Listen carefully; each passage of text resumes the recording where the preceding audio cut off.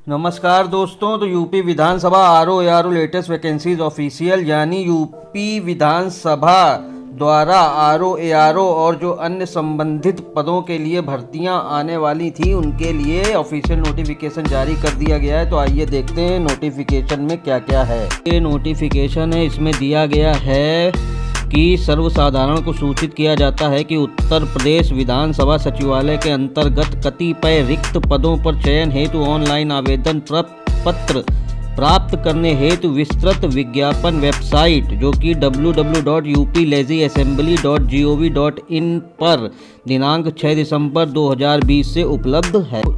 तो जो भी लोग इस फॉर्म को भरने के इच्छुक हैं वो वेबसाइट पर एक लिंक दिया होगा www.uplegissassembly.recruitment.in, इस पर जाकर अपनी पोस्ट वाइज एलिजिबिलिटी चेक कर लें और उसके बाद अपना फॉर्म भर सकते हैं। और फॉर्म सिर्फ ऑनलाइन मोड में ही भरा जाएगा और ऑनलाइन आवेदन पत्र स्वीकार किए जाने की अंतिम तिथि है 7 जनवरी 2021। ठीक है, यही इसमें खास बातें थी। जो भी कैंडिडेट हैं वो तो सब जांच और परख के ही और सही टाइम पे फीस और टाइम पे ही अपना आवेदन पत्र सब जमा करते हैं, लेकिन जो असली खेल है वो तो बाद में ही हो जाता है।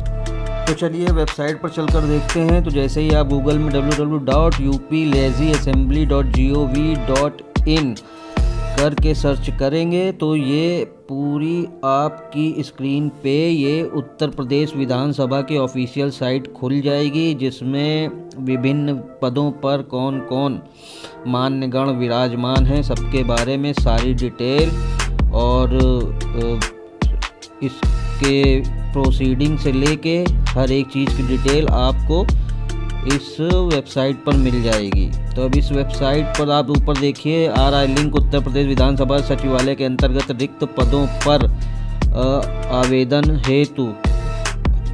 तो इस पर जैसे ही आप क्लिक करेंगे तो ये आपको एक दूसरी वेबसाइट पर रीडायरेक्ट करके ले जाएगी और वहाँ जाते ही आपको ये चीज़ दिखेगी कि vacancies in UP legislative assembly secretariat और application form will be available from 8 December of 2020। So कल से इस वेबसाइट पर आपको ये फॉर्म अवेलेबल हो जाएगा। तो इसमें आप जाके अपनी पोस्ट वाइज एलिजिबिलिटी चेक कर सकते हैं और क्या फ़ीस है और क्या क्या सिलेबस है, सब कुछ आपको इस पे मिल जाएगा। तो कल से इस पे सब कुछ अवेलेबल हो जाएगा, तो आप अपना जाके सब चेक करके अपना फॉर्म भर सकते हैं।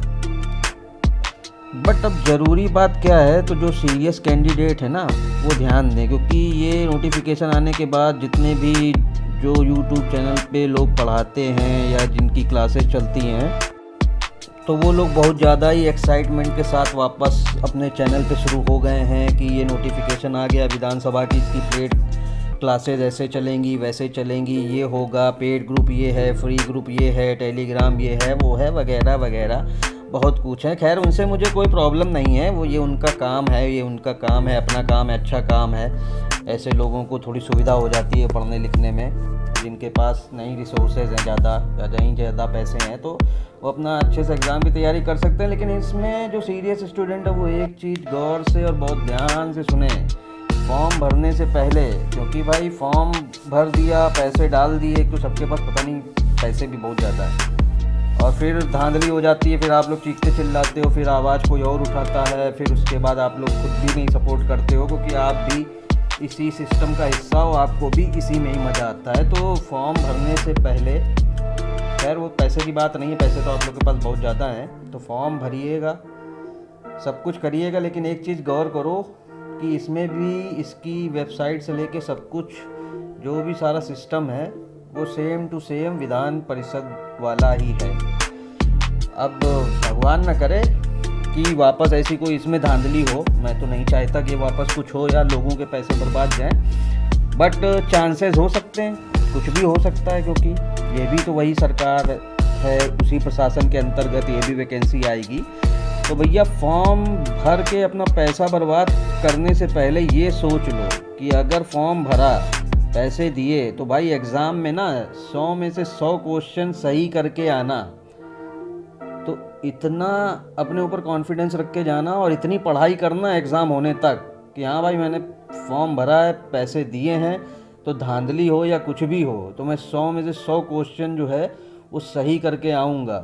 ताकि क्या होगा ना कि अगर कल को कोई धांधली भी होती है या भ्रष्टाचार होता है, तो कम से कम एक चीज़ तो क्लियर होगी कि अगर तुम्हारे 100 में 100 क्वेश्चन सही होंगे ना, तो किसी का बाप भी तुम्हें नहीं निकाल सकता।